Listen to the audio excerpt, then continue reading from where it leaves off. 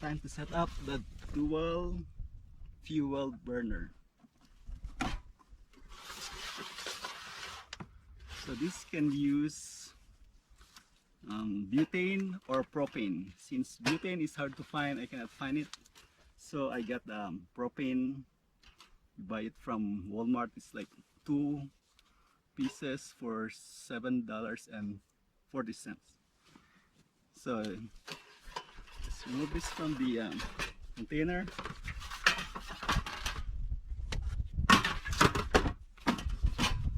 So the butane usually goes in here. So it's more convenient to just slide it in and then lock in. Since we don't have that one, we don't have the butane, I'm gonna use a propane. So this will use propane with this hose adapter that came with it. So if you bought the gas one, butane or propane, then you can use either. So this end goes in here. There's a hole there at the back.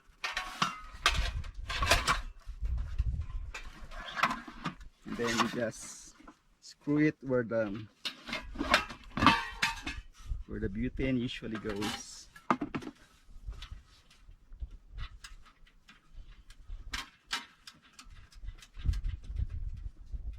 And then just close it.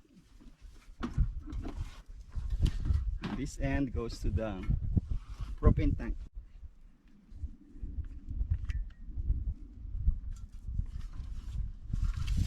So you just plug this in and screw it in.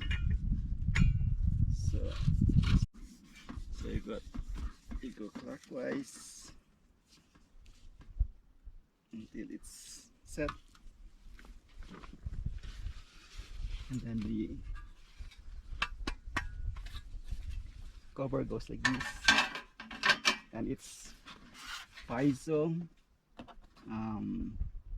lock, so it will just ignite.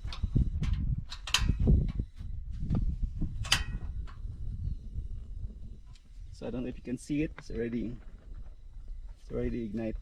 ignited. So you can now start cooking.